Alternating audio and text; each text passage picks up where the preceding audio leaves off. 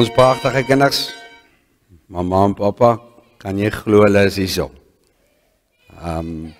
Ben hy kleintjie wat jy so vastgehou het, hy dag in die broeikas, of waar ook al hulle was, en dan is ons even skielik hier so. Vanoggend wil ek met julle praat oor hierdie. En soos julle kan sien, is dit puzzlestukke, of meer soos 'n legkaart, wat ook al jy dit wil noem.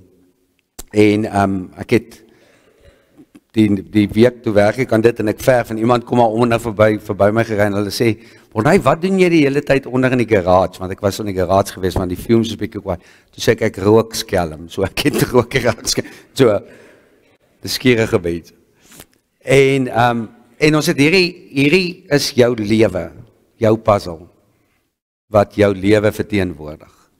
En elkeen van hierdie stukke het 'n sekere gedeelte wat opgemaak is en soos jy kan sien is die gedeeltes is almal verskillende groottes en verskillende kleure. So om elke stuk bymekaar te sit, gaan jy op die ou einde 'n prentjie kry. Die ou tydse puzzles het jy 'n prentjie gehad en dan moes jy die klein stukkies bymekaar sit en dan het ons mos altyd met die hoeke begin en dan het ons die raam gemaak. En op die ou einde dan het ons hierby uitgekom en dan het jy 'n prentjie gesien en hierdie is bietjie meer van 'n mosaïek tipe puzzle wat in mekaar gesit moet word. So elkeen op aarde het hierdie doel. Elkeen van julle het 'n doel. En ek weet party van julle weet reeds wat julle gaan doen met die res van julle lewe.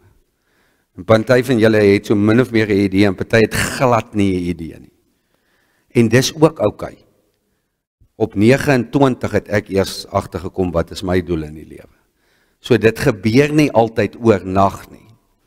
So ons gaan deur ons lewe en al hierdie goed in ons lewe probeer ons uitfigure wat in ons lewe aangaan.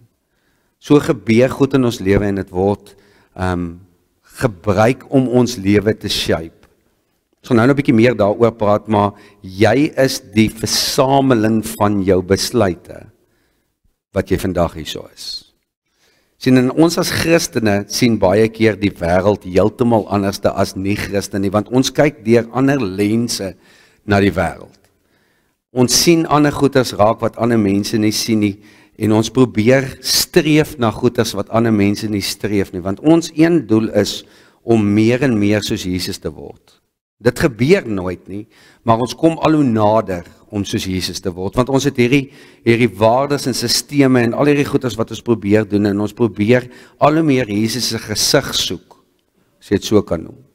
En hoe meer ons daartoe beweeg, hoe meer begin hierdie puzzle vorm kry, en hoe duidelik raak dit. So hoe duideliker ons Jesus se gesig sien, hoe duideliker raak hierdie puzzle. Wat sien jy hierso? Het enige iemand hierdie raak gesien? Sien wat, dis die probleem, ons mis hierdie baie keer in die lewe. Ons mis die raam.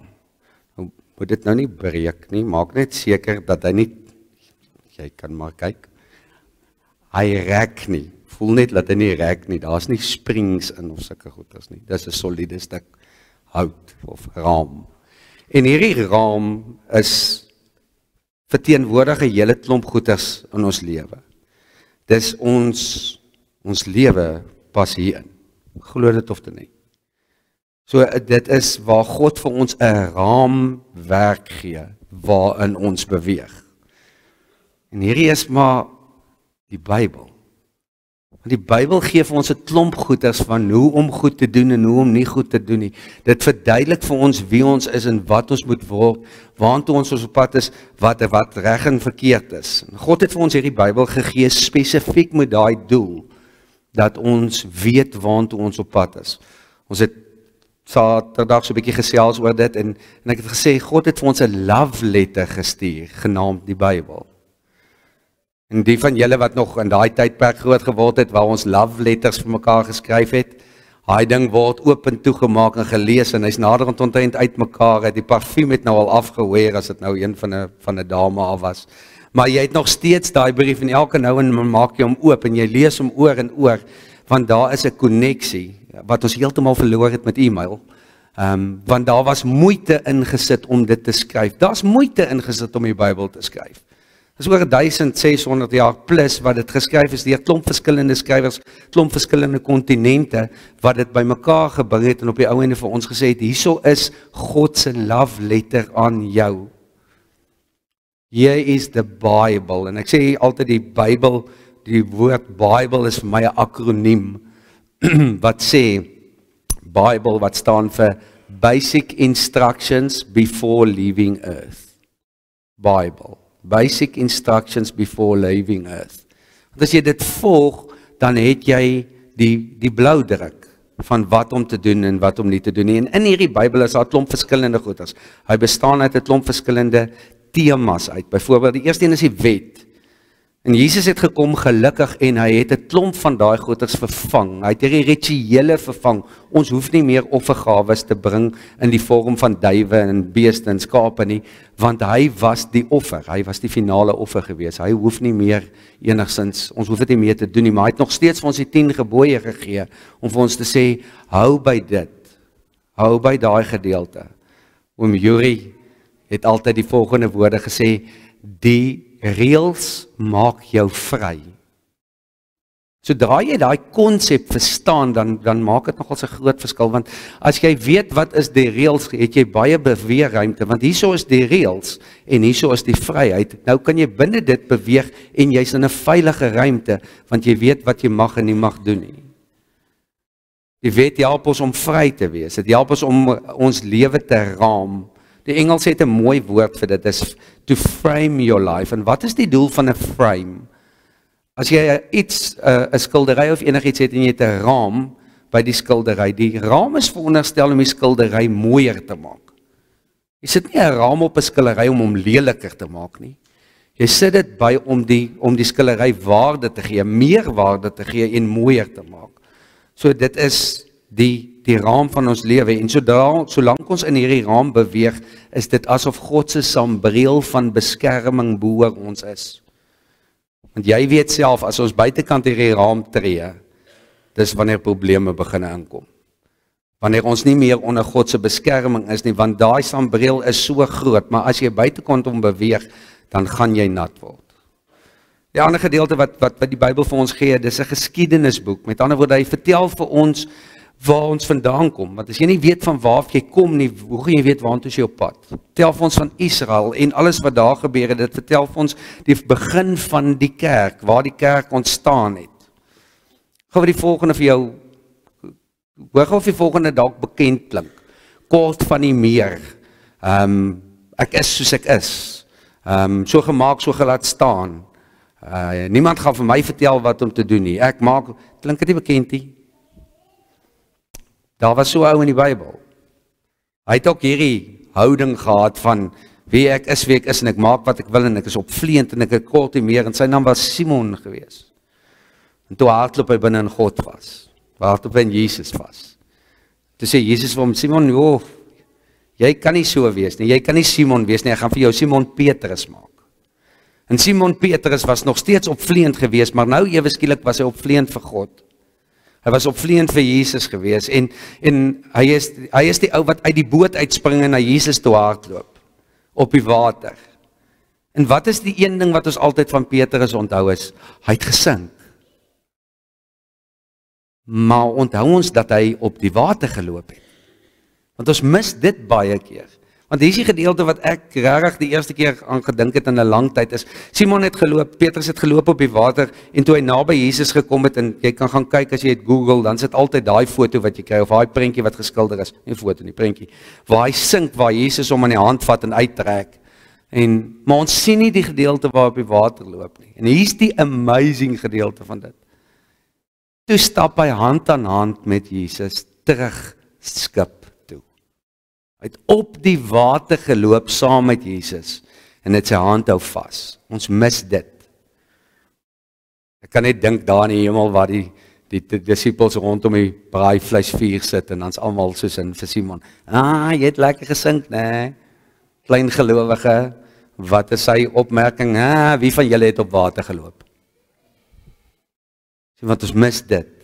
Ons mis daai gedeelte. Ons mis die gedeelte dat die Bybel van prosa en poesie is. Ons is nie almal dieselfde nie, almal van ons, daar's van ons wat hou van mooi gedigte, van mooi voordrag. En ons word, as ons bietjie dieper begin delf in die Bybel, dan staan ongelooflike mooi gedigte en sêgoeders wat ons kan gebruik.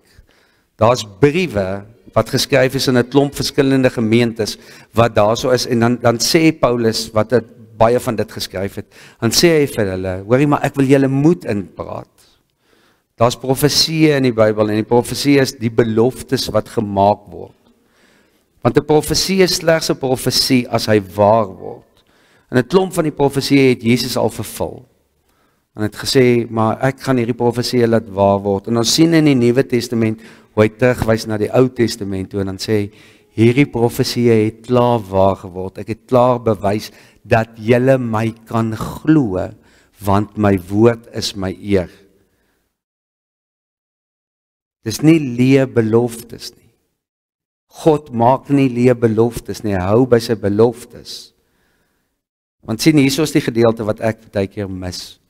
Is God is reeds in die toekoms gewees. Hoor mooi wat ek sê? God is reeds in die toekoms gewees. Hy is bo tyd. Tyd maak nie vir hom 'n verskil nie. So al wat ons moet doen is volgens sy voetspore, want dan gaan ons die landmyne mis. Want hy weet waar dit lê. Ons weet tyd is vir God irrelevant. En dit is ons frame waar binne ons moet werk. Ons gaan nou terugkom na hom toe. Let op, hy bly net hier, hy gaan nêrens heen nie. En dan kom ons by hierdie puzzle gedeeltes. En soos ek gesê het, elkeen van hierdie stukke is 'n gedeelte in ons lewe. En ek het nou die mooi woorde gebruik dat ons die vrouens kan impress.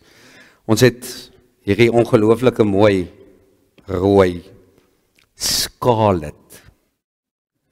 Is die internasionale benaming vir hierdie scarlet. So ons het scarlet, en scarlet, soos julle kan sien hier agter, het ek dit vir julle alles opgesit. Scarlet is verteenwoordig God, Jesus. Met ander woorde, wat is jou fondasie in die lewe? Want dis waarmee ons begin. Ons begin ons altyd met die kante van 'n puzzle. So dis die fondasie van jou lewe. So waarop bou jy jou lewe? Want sien, as jou fondasie nie vas is nie, het jy 'n probleem. Dan val jy vir enige iets. Die wêreld daar buite vertel vir ons 'n klomp verskillende goeders, maar julle wat hierso sit, weet, hierdie is ons fondasie. Dis waarop ons moet bou. Dis waarop ons moet bou en ons lewe hierop anker. Petrus is daai anker gewees. Hy was die kerk. God het met hom begin met die kerk. Jesus het begin met hom gesê, jy's die een waarop ek die kerk gaan bou. God, Jesus, Heilige Gees is die enigste onveranderlike wat daar is. Het gaan nooit verander nie, dis altyd dieselfde. Dis die een wat ons weet, waarop ons kan vertrou, wat ons nooit in die steek gaan laat nie. Indien julle dit nog nie agtergekom het nie, is julle gaan baie deur mense teleurgestel word. Vriende, familie, pa, ma, meisie, kerel, vrou. Ons doen dit, want ons is mense, en ons maak foute, ons is foutief. Paulus het dit so mooi raak gesien, en hy verduidelik vir ons, en hy skryf hier aan Korinte, wat hierdie nuwe gemeente is, wat nou besig is om te groei, en hy skryf hulle in 1 Korintiërs 3, skryf hy vir hulle, julle is ook die gebou van God. Hoor mooi waarmee vergelyk hulle, hy sê hulle is 'n gebou. Sodra jy dink aan 'n gebou, dink jy aan 'n fondasie, want jy kan nie 'n gebou bou sonder 'n fondasie nie. Julle is die gebou van God. Volgens die genade wat God my gegee het, het ek soos 'n goeie bouer die fondament gelê. Ek hoop ek en Dominee Gerard het vir julle die goeie fondament gelê waarop julle julle lewens kan bou, en ek hoop dat julle ouers julle gehelp het met dit, want ons het julle so 'n klein stukkie van julle lewe. En dan is daai fondament daar gemaak, en Paulus sê ons het dit gedoen, maar nou gaan iemand anders dit daar bou, en 'n ander bou daarop, maar hy moet mooi kyk hoe hy dit verder bou. Die volgende mense wat bou hieraan moet baie mooi kyk, want niemand kan 'n ander fondament lê as wat reeds gelê is nie. Die fondament is Jesus Christus. Paulus sê, hier's jou fondament. Bou op hom, moet op niks anders te bou nie. Nou kom ons by die tweede blokkie. Navy blue. Donkerblou. En hy kom hierso. Sien julle hoe dit deel is van die fondament? Hy staan nie apart nie, hy is deel van die fondament. En dis koinonia. So baie mooi woord, wat beteken gemeenskap van gelowiges. Nou gaan julle 'n paar vrae moet beantwoord, en een van die vrae wat julle moet beantwoord is die volgende: beloof jy om aktief aan die werksaamhede van die kerk deel te neem? Dis een van die vrae waarop julle antwoord. Wat beteken dit? Wat beteken dit? En julle het hierdie selfe vraag beantwoord. En nou is my volgende vraag: is julle aktief betrokke by die gemeente? Is julle aktief betrokke by die kerk? Want wat beteken dit? Beteken dit om elke Sondag in die kerk te wees? Tot 'n mate ja. Beteken dit wat? Daar's soveel meer as dit. Die kerk, om kerk toe te gaan is 'n gedeelte van dit, maar dit gaan oor om soos Jesus te bedien. Want bedien vat iets van jou af. Dit is maklik om 'n cheque te skryf en te gee. Dit is maklik. Wat vat dit van jou? 'n paar rand. Maar dit is moeilik om te bedien, want ewe skielik moet ek my hande vuil kry. En ek moet help. Wat ek nie altyd noodwendig lus is voor nie. En Jesus sê, ons het hierdie koinonia, ons het hierdie gemeenskap van gelowiges, so ons moet mekaar help, ons moet mekaar dien, ons moet diensbaar wees. En ons doen dit op verskeie maniere. Julle het al baie keer gehoor, ek het gesê, hierdie is nie die kerk nie, dis 'n gebou. Ons is die kerk. Jy wat daar sit is die kerk. So waar jy heen gaan, daar is die kerk. Matteus 18:20 sê, daar waar 2 of meer vergader, maar hier's die kruks, in my naam, daar sal ek in hulle midde wees. Ons het kerk gehou gister, want ons het saam gesit rondom 'n tafel en ons het Jesus bespreek en ons het God bespreek en ons het die Bybel bespreek. Met ander woorde, kerk is daar waar jy is, waar jy oor God praat, waar jy besig is om sy naam heilig te maak, waar jy besig is om oor hom te gesels. Ek gaan dit so verduidelik en ek dink ek het dit al verduidelik. As jy die dag trou, dan is jy mos nou getroud. Is dit nie? Dan is dit mos nou nie nodig om die hele tyd by die huis te wees nie. So met ander woorde, jy kan mos maar gaan maak wat jy wil. Jy is mos getroud. So jy kan mos maar maande wegbly van die huis af. Kyk hoe gaan daai vir jou uitwerk? Dis presies dieselfde met hierso. As ons sê ons is Christene en hy sê ons is die bruid. Hy is die bruidegom, dan wil hy hê ons moet 'n verhouding met hom hê. Jy kan nie elke nou en dan incheck nie. Ek het vir hulle gesê, om Christen wees is nie 'n sometime thing nie, is 'n all-time thing. Ons is die hele tyd in sy verteenwoordiging. Ons is sy verteenwoordigers en ons is die hele tyd moet ons in sy teenwoordigheid wees. Dit is waarom ons geroep is. Om mense lief te hê, want Jesus het vir ons die voorbeeld gestel. Hy het gesê, ek is lief vir mense. Hy het nie by die fancy mense gekuier, hy het by die mense gekuier wat stikkend is, wat hom nodig gehad het. Hierdie is in alle opsigte, wil ek amper sê, die beste hospitaal wat ons kry. Want hier patch ons stikkende mense bymekaar. Hier maak ons mense weer heel. Hier probeer ons vir hulle regmaak vir die oorlog wat hulle gaan veg as hulle by daai deure uitgaan. Want daar's die oorlogsveld, nie hier nie. Hier maak ons gereed vir oorlog. As jy by daai deure uitstap, dan gaan jy oorlogsveld toe.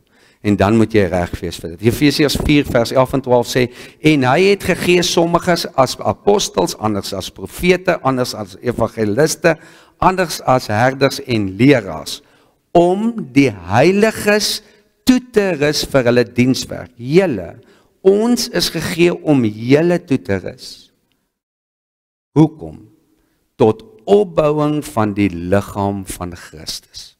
Dis hoekom ons hier is.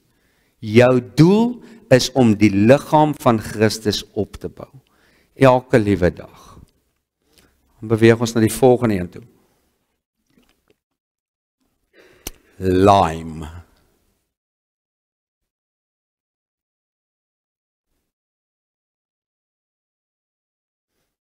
Wat's lime? Dis jou geskiedenis. Ek het nou aan die begin gesê, jy is 'n samestelling van jou verlede. En jy gaan nog baie goeders inbring.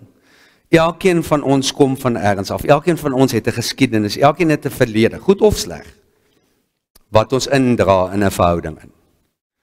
Die uitdagings kom in by hoeveel keer ons herinner word aan ons slegte geskiedenis. En dis nie gewoonlik deur ander mense nie. Ons is baie keer ons own worst enemy. Het julle daar agtergekom? Waar ons onsself so verantwoordelik hou daarvoor. God het jou lankal al vir wat ook al jy gedoen het vergewe, maar jy hou vas dit. Jy wil dit nie los nie. Op daai kamp wat ons was, ek weet, het julle daar gesien, na heel aan die einde wat die kruistog was, wat die kruis so gebrand het?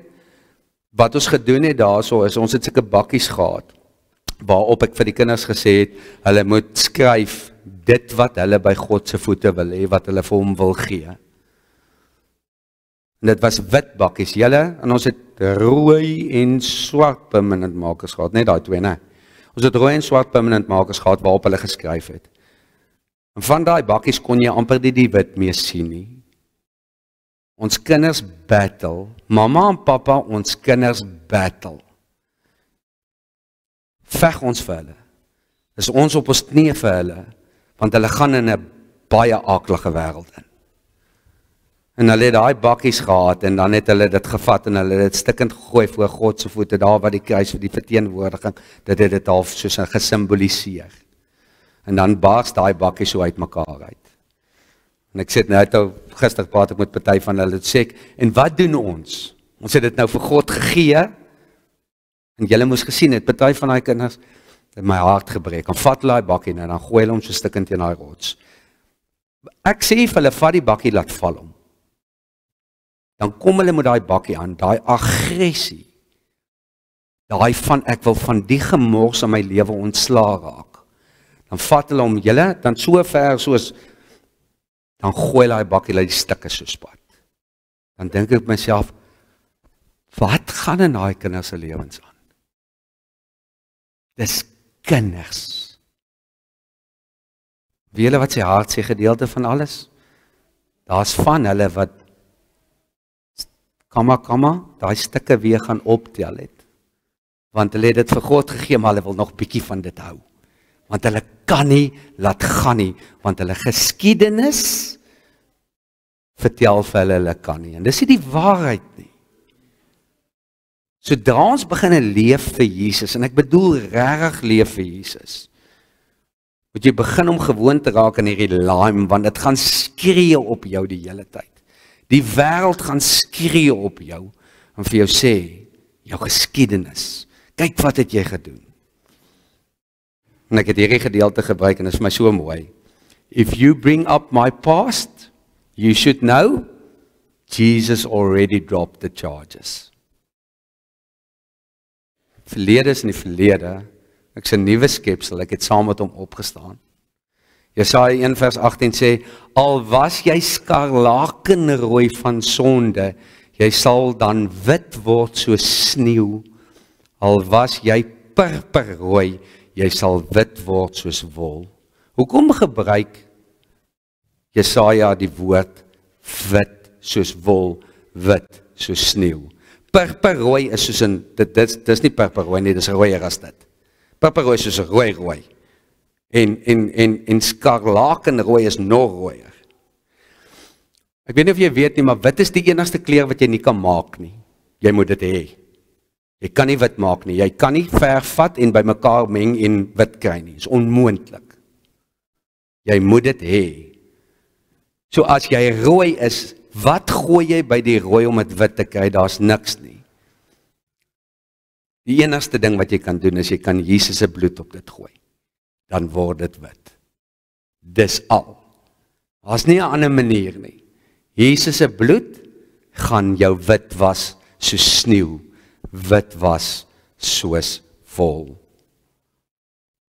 Dan kom ons by die vierde ene. Sapphire. Ligblou. Wat's ligblou? Hemel. So ek wil die woord drome gebruik, maar dis eintlik nie die regte woord nie. Dis meer soos in what do you aspire to? Met ander woorde, wat is jou drome eintlik? Wat wil jy word? Wat wil jy doen? Wat wil jy met jou lewe doen? Appel vir my sê altyd, as jou drome jou nie bang maak nie, droom jy nie groot genoeg nie. En dis nogals vir my baie mooi. As jou drome jou nie bang maak en droom jy nie groot genoeg nie, want wat is die probleem as ons klein droom, dan kan ek dit doen.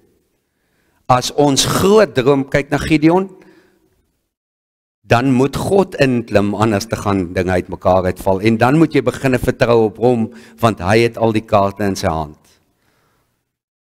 En ek wil vir julle sê hierso, daar's amper niks wat jy nie kan doen nie. Die Bybel sê vir ons mosterdsaadjie, groot boom. Julle gesien hoe lyk 'n akker? Weet julle wat se potensiaal is daar in 'n akker? 'n Akkerboom. Sê die massiewe potensiaal wat God binne in ons gesit het. Niks in hierdie wêreld wat die moeite werd is, kom maklik nie. Ek sê julle nou. Jy gaan werk vir dit. As ek vir jou, want doen gou die volgende oefening, né, net in jou kop. As ek nou vir jou sê, ek gee vir jou vandag R1 miljoen, wat gaan jy daarmee maak? Almal se koppe gaan na die volgende toe. Ek gaan dit koop, ek gaan dit koop, ek gaan daai uit en ek gaan hierdie afbetaal. Wie van julle het gesê, right, ek gaan nou 'n besigheid begin en ek gaan die geld belê sodat ek kan dividende uit dit uit verdien? Dalk miskien 1 of 2 van julle. Die res van ons gaan dit blaas. Want jy dit nie verdien nie. So hoe weet jy wat's die waarde van dit? Dis hoekom ons moet werk vir goeders. Eintlik was werk nooit veronderstel om 'n straf te wees nie. Die sondeval het dit veroorsaak. So ons gaan werk vir dit. En sien, dan het ons nog hierdie ekstra ding wat saam met hierdie drome van ons gaan, genaamd waarde en morele kompas. Want as jy jou werk reg doen en jy doen dit op 'n Christelike manier, dan raak, vir die besigheidsmanne, dan raak besigheid moeilik. Want ewe skielik kan ons nie meer die kwitansie uitskryf vir petrol ingegooi as jy dit vir iets anders te gebruik het nie. Want jy is besig om Christelike waardes uit te leef. Hulle moes 'n taak vir my doen. En meeste van hulle het dit soos in die vorige aand gedoen, want hulle het vergeet daarvan van die begin van die jaar af. En toe gooi ek net so 'n curveball. Onthou, geen ChatGPT nie. Ek gaan vir jou daarop vang. En ek dink toe die pa se skroewe 'n bietjie losgekom, want wat doen ons nou deesdae? Dis te maklik. ChatGPT help my gou om dit en dit en dit te skryf, dan sit nie meer die werke nie. Hoekom wil ons dit? Kolossense 3 vers 23 sê, wat jy ook al, en hierso kom ek weer terug na iets skuins toe, wat jy ook al doen, doen dit van harte, soos vir die Here en nie vir mense nie. Ons kyk na die natuur doen dit, voeltjies sing tot eer en verheerliking van God, hulle doen dit vir geen ander rede nie. As ons studies, ons besighede, ons huishoudings, alles ran om God te vereer, dan gaan dit soveel anders te lyk. Ons doen dit tot eer en verheerliking van God. En dan is ons by tasken, geel. En hierdie is jou vriende en jou familie. Ek wil vir julle baie mooi verduidelik, daar's niks in die wêreld soos vriende, wat jou so vinnig kan aftrek of so vinnig kan oplig in die wêreld nie. Niks. Vriende kan jy kies, familie is jy stuck with. So kies die regte vriende. Hoeveel keer het ons al hierdie geuite uitdrukking gehoor van, jy word geken aan jou vriende, of wys my jou vriende en ek sal vir jou wys waar jy opeindig, want dis die waarheid.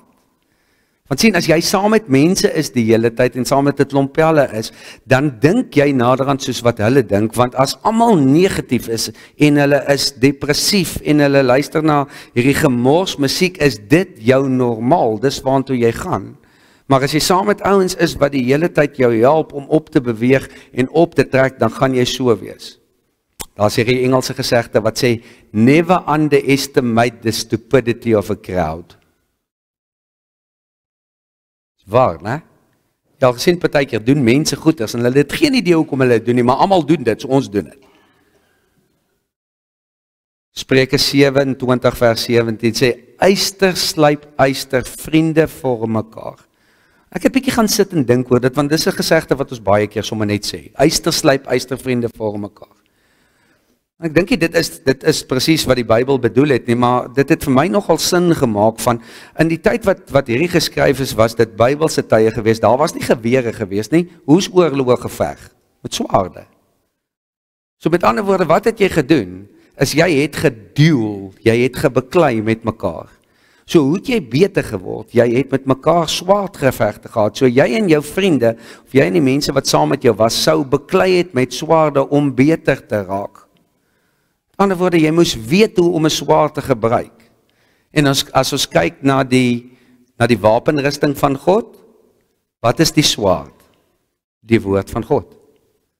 So as ons die woord van God mee deel met mekaar, dan leer ons mekaar om anders te dink, om nie te dink oor die Bybel, om aan te gaan en ewe skielik is ons besig om onsself op te skerp, sodat jy weet hoe om jou swaard te kan gebruik. Dan kom ons by ligpers, fuchsia, dis die mooi woord. Fuchsia is tyd. Hoeveel keer het ons al die volgende gesê, ek sal kyk of ek kan tyd maak daarvoor. Ek sal probeer tyd maak daarvoor. Niemand van ons kan tyd maak nie. Daar bestaan nie. Almal van julle wat jy sê, 86.400 sekondes in 'n dag. Nie 'n sekond meer nie, nie 'n sekond minder nie, 86.400 sekondes in elke dag. Dis wat jy kry. Wat maak jy daarmee? Ons moet eintlik die woorde gebruik is, hoe gaan ek my tyd allokeer? Met ander woorde, hoe gaan ons maak met my tyd? As iets vir jou belangrik genoeg is, sal jy tyd hê daarvoor.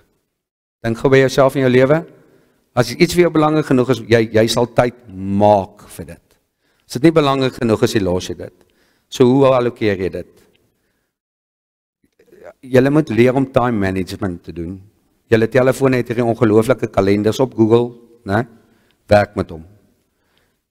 Gaan julle 'n geheim leer. As jy vir iemand sê hy wil 'n afspraak met jou maak en jy sê vir hom, "Skus, ek het nie vir jou tyd nie," dan raak hy ongelukkig met jou. Hierso is die goue woorde.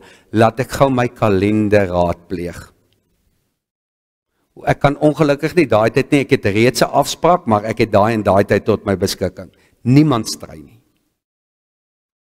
Want jou kalender sê so. Julle agterkom? Dis dit werk. So ons kan ons tyd allokeer. Kolossense 4:5, wandel in wysheid teenoor dit wat buite is en koop die tyd uit. Met ander woorde, spandeer dit reg.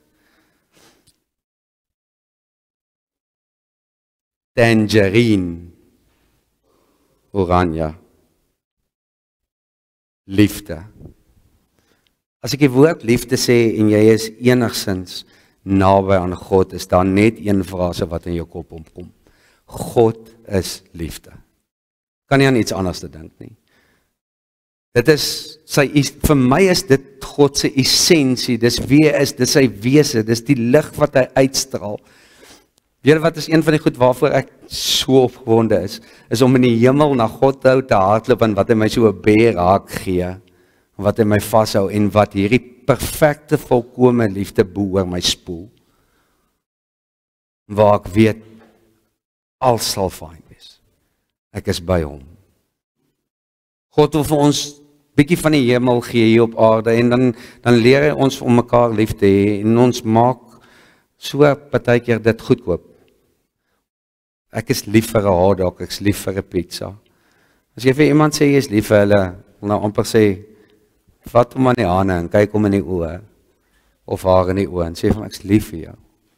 Dat daai persoon dit regtig beleef, sê dit met jou hart, nie met jou mond nie, want hulle voel dit. Wanneer laas het jy vir jou man, vir jou vrou, vir jou kinders regtig vasgehou en vir hulle gesê, ek is lief vir jou? En nee, daai 3 sekondes langer vasgehou as wat jy moet. Een versie, en ek kan nie verby dit kom nie, want so lief het God die wêreld gehad, dat elkeen wat in hom glo, Ag, want so lief het God die wêreld gehad, dat hy sy eniggebore seun gegee, dat elkeen wat in hom glo nie verlore mag gaan nie, maar die ewige lewe mag hê. Hoekom het God dit gedoen? Want so lief het hy die wêreld gehad. Ons moet dit verstaan, liefde is nie goedkoop nie. Kom ons by donkerpers, lilac.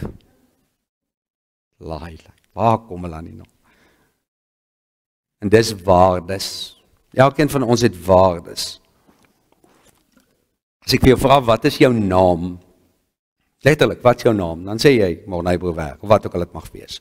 Die Engels het 'n mooi woord, hulle sê, what is your given Christian name? What is your given Christian name? Wat sê ons? Ons is God se eiendom, want ons het 'n given Christian name. Dis met doop vir jou gegee, sodat ons weet presies wie ons is. Ons is eerstens vrygekoop deur Jesus se bloed, en daarom is ek Morney Brouwer. Jy is sy eiendom. Efesiërs 2:10, God het ons gemaak wat ons nou is. In Christus Jesus het hy ons geskep om in ons te wy en in alle dae waarvoor hy ons bestem het. So as alles rondom jou weggevat word, wie is jy? En dan die laaste ene, juniper, groen. Dis daai gedeelte. Dis vergifnis. Maklike jy, nee. Ek vergewe jou, maar ek sê jou nooit vergeet nie. Kyk, waar lê vergifnis? By liefde, by vriende, op die basis van koinonia en God. So vergifnis is daarso, sodat ons mekaar kan vergewe, want wat het Jesus se disippels vir hom gevra? Hoe moet ons bid? En dan sê in Matteus 6 vanaf vers 9, so moet julle dan bid, ons Vader wat woon in die hemel, laat die naam geskied, laat die koninkryk kom, laat die wil geskied, soos in die hemel, net so op die aarde. Gee ons vandag ons daaglikse brood, en dan, en vergeef ons skulde, soos ons skuldenaars vergewe.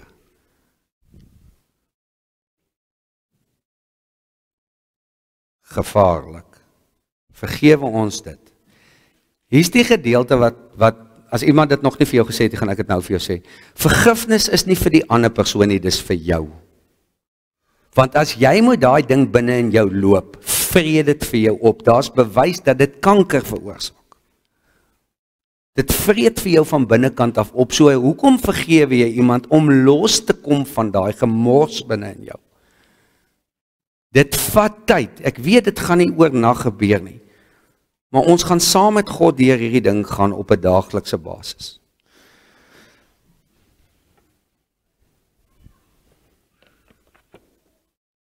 Alles pas presies in daai raamwerk.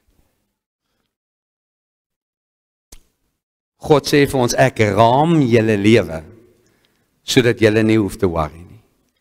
Beweeg binne in dit. Maar wat doen ons? Ons doen die volgende. Nee wat? Hierdie het ek nie nodig nie. Ek is nou belydenis, ek gaan nou klaar, ek gaan die wêreld in, hoeveel van ons het dit al gedoen? En weet wat, ek gaan bietjie van my lewe skommel. So met ander woorde, hierdie geskiedenis van my wat ek het, is belangrik en so aan, maar ek is nou op 'n ander plek. So ek het dit nie so onmiddellik nodig nie. En weet wat, waardes, almal doen dit. Ek sal okay wees. So, en my drome, laat ons baie keer gaan, want daar is mos nou 'n klomp mense wat vir jou klomp goeders vertel van jou drome. Ensovoorts van, en het julle agterkom dan ewe skielik kom ons op 'n ander plek en dan ewe skielik leer ons 'n klomp nuwe goeders. Tyd. Daar's altyd nog tyd. Daar's altyd nog tyd. Nie waar nie, daar's altyd nog tyd. En dan wat gebeur hierso? Ons vat vir God, né? En ons skuif hom na 'n plek toe wat half uit ons pad uit is. En dan vriende trek. Ons verloor hulle partykeer. Ons vergifnis is nie reg so belangrik nie. En liefde sal ons toepas as ons wil. Maar dan op 'n stadium dan wil ons weer alles begin aan mekaar sit en dan sê ons, maar God, hoe nou? En dan sê God, maar okay, hierso is ek nog jou basis. Is ek nog die En met ander woorde, het jy nog jou koinonia van almal wat by jou moet wees? So, en jou vriende, né, hierdie vriende van jou, waar staan hulle? Is hulle hier, of is hulle hier? Die jou drome, gaan jy weer by mekaar sit. Ons waardes, gaan ons weer beginne by mekaar maak. Jou geskiedenis is nog steeds deel van jou. Liefde, kom weer in. En vergifnis is weer daar. So al skommel ons alles, die wonderlike gedeelte is, God sê, maar as jy weer my beginne vertrou, dan sal ek dit by mekaar sit. En dan, dan kom hierdie probleem in jou lewe in. En as hierdie probleem in jou lewe inkom, dan soek hy 'n plek om in te kom. En dan, weet jy wat, hierdie staan vas. Ons sukkel dalk bietjie, jou waardes is dalk goed genoeg. Dis vas, en ons vergifnis is van, en dan wat gebeur gewoonlik? Is dit regtig so nodig om elke Sondag in die kerk te wees? Het ons dit regtig nodig?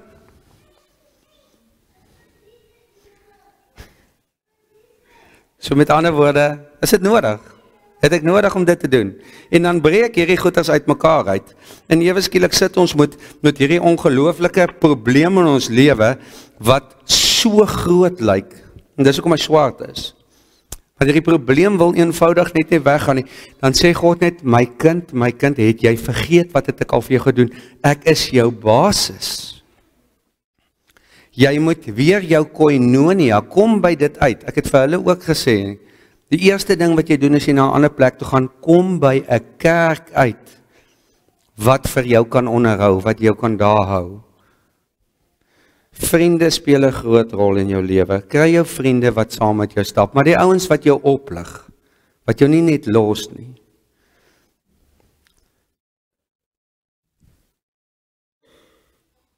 Liefde, het ons nie liefde nodig nie, op 'n daaglikse basis nie, maar kom ons skuif eerder vriende na koinonia toe, want dis waar hulle hoort. En ons skuif eerder liefde hier na God toe. Ons doen die volgende, sodat ons kan verstaan waaroor dit gaan. Ons sit ons drome weer in God se hande. Ons sit hierdie weer in, sodat ons geskiedenis kan wees.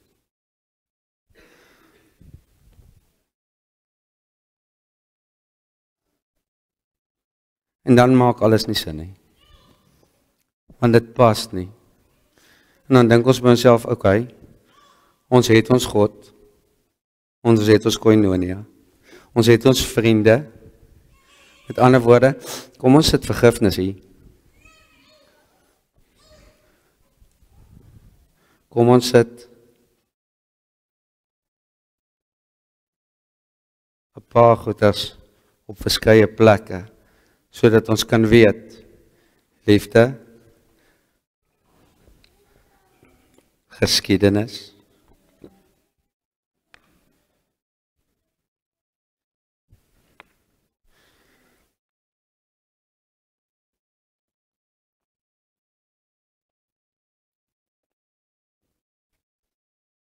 daar's plek vir gemors in ons lewe.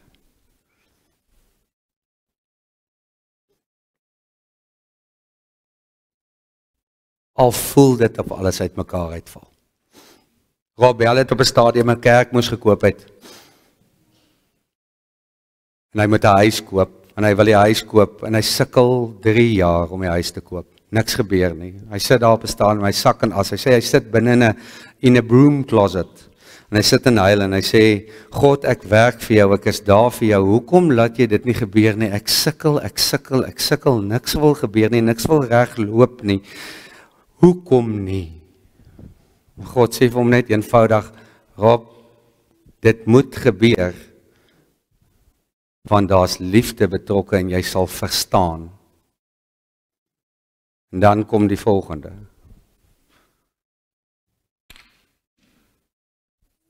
'n groter probleem as wat daar was. Dubbel so groot. En dan sê God eenvoudig, nee wat? Weet wat? Liefde sal skuif. Kry jou vriende dat liefde weer by hulle is, sodat jy hierdie bietjie gemors, wat so kwaai lyk, kan inpas in jou lewe.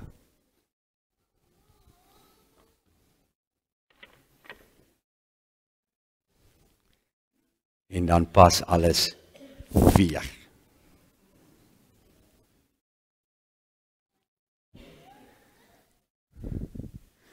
God, koinonia,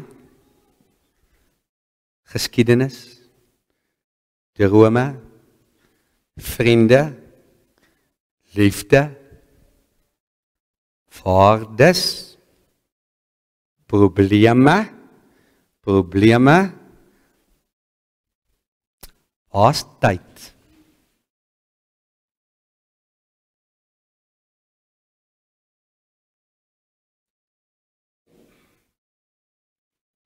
Waar's die ligpers? Waar's tyd?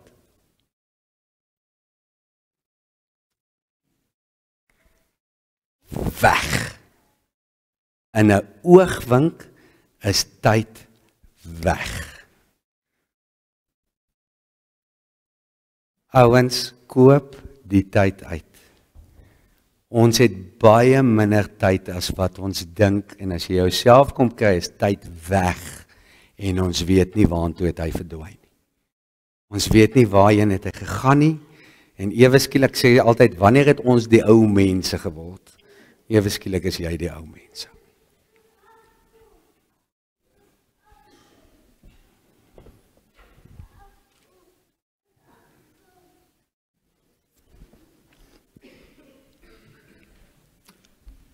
Here Jesus Christus, Abba Vader, Heilige Gees, ons vir U ongelooflik dankie sê dat ons hierdie geleentheid het om hierdie kinders op te dra nie.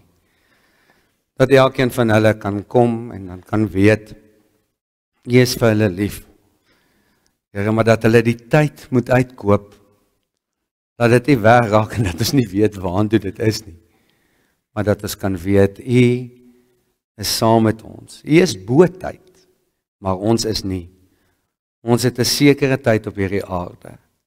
En ons moet daai tyd tot die maksimum toe benut, sodat ons nader kan groei aan U. Nader kan kom aan U. Sodat ons kan weet, U liefde is oneindig. Here, en dat ons kan sê aan die einde van ons lewe, ek het my tyd gebruik om God se gesig te soek. Om Jesus se gesig te soek. Om die Heilige Gees in my te laat werk. So Here, dankie vir dit. Dankie dat ons kan weet, U liefde is oneindig. Amen. Die eerste vraag is, glo jy dat die leer soos in die Ou en die Nuwe Testament en in die artikels van die Christelike geloof vervat is en in hierdie gemeente, in hierdie kerk geleer word, die ware en volkome leer van die verlossing is. Met ander woorde, dat die Bybel die ware woord van God is en dit wat ons vir julle hierso leer, julle nader bring na God toe. Beloof julle om as lidmate van die gemeente van Christus deur sy genade in die belydenis van die leer tot die einde van jou lewe te volhard. Met ander woorde, gaan jy die hele tyd God soek en alle leringe wat daarvan afwyk te verwerp. Met ander woorde, as mense goeie sê wat nie in lyn is met die Bybel nie, kan sê, maar ek stem nie daarmee saam nie. En dis hoekom ons moet fight met ons swaarde, dat jy jou swaard weet, dat jy jou Bybel ken. Derde ene, bely jy dat die Here Jesus Christus jou persoonlike verlosser is en dat jy hom lief het. Met ander woorde, dat Jesus, jy 'n verhouding het met hom. En dan die vierde ene is, beloof jy om hom te dien, sy naam getrou te bely voor die mense en om aktief aan die werksaamhede van die kerk deel te neem. So dis die 4 vrae waarop julle gaan antwoord. So, julle kan nou maar sit. Stefanie Weideman. Stefanie het die vraag gehoor. Wat is hard op jou antwoord hierop? Ja. Wat uitstaan. Okay. Tweede persoon, Lumay van Heerden.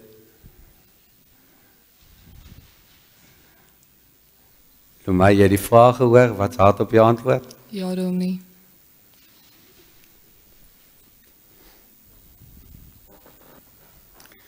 Derde ene, Wian Dirion.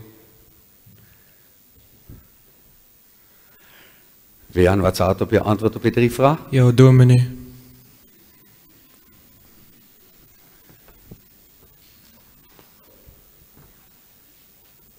Nina Trieter.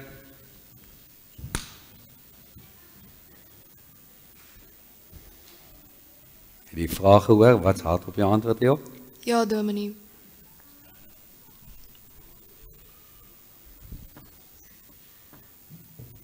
Leroux stem het.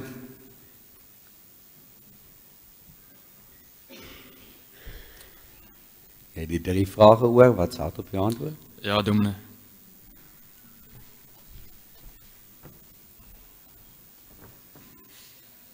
Franco Rest.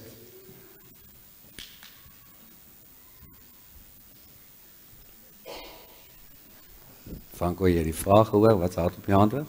Ja, dominee.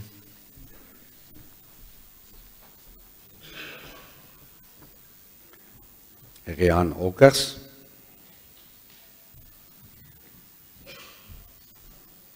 Rian, jy het die vraag gehoor, wat staat op je antwoord? Ja, dominee.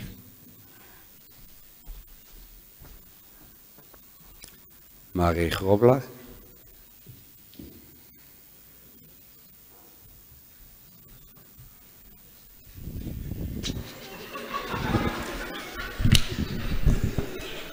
Marie, jy het die vraag gehoor, wat staat op je antwoord? Ja, dominee. Ons het gesê ons gaan vir haar kassie daar neersit, ek het vergeet. Alexis Eksteen.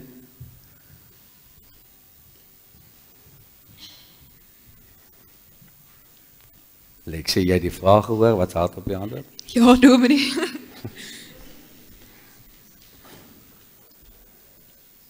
Aneske de Tooi.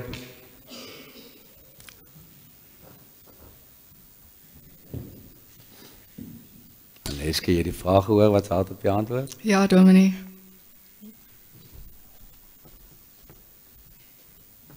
Sian Dek.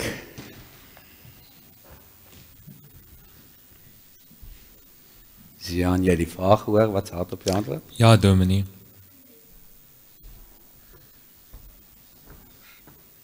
Anay Brimmer. Anay, jy het die vraag gehoor, wat staat op je antwoord? Ja, dominee.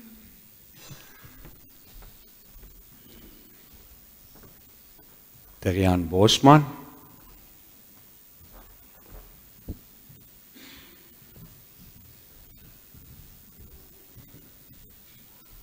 Terian, jy het die vraag gehoor, wat staat op je antwoord? Ja, dominee.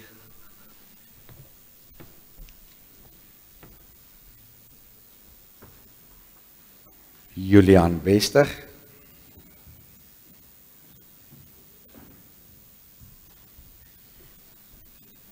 Julian, jy het die vraag gehoor, wat staat op je antwoord? Ja, dominee.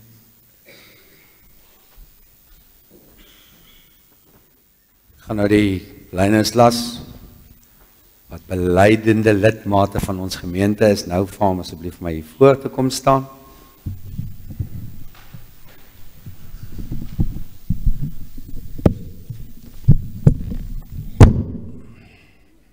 Klim op. En dan draai hulle om en kyk julle daar vir die mooi mense. Dames en here, ek gee aan julle belydenislas van 2025. Kom ons gee hulle lekker aan 'n klap.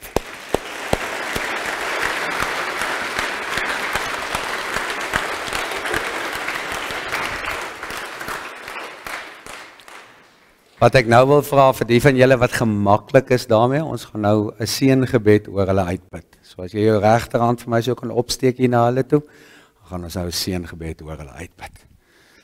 Here Jesus Christus, Abba Vader, Heilige Gees, ons dra hierdie ongelooflike kinders aan U op.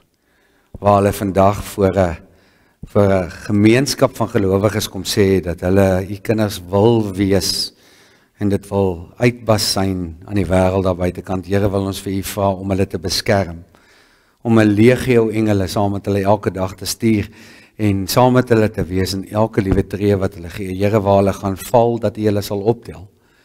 En as hulle gedra moet word, Here, dat U hulle sal dra, totdat hulle weer sterk genoeg is, dat hulle op hulle eie voete kan staan. Maar dat hulle weet, hulle sal altyd 'n tuiste hê. Hulle sal altyd hierdie gemeente hê, na wie toe hulle kan terugkom, wat hulle sal met oop arms sal ontvang, wat die wonde sal gesond maak, sodat hulle weer kan uitgaan, om verder te gaan veg vir U. Maar Here, ek vra vir U, dat U hulle sal beskerm en behoed en bewaar, elke liewe dag, om in hulle te wees, en hulle te leef, dat hulle die lig is vir die wêreld daar buitekant, en die sout vir die aarde. Here, ek weet ons verdien dit nie, verseker verdien ons dit nie, maar ons vra dit uit die grote genade alleen. Jesus se kinders sê, Amen.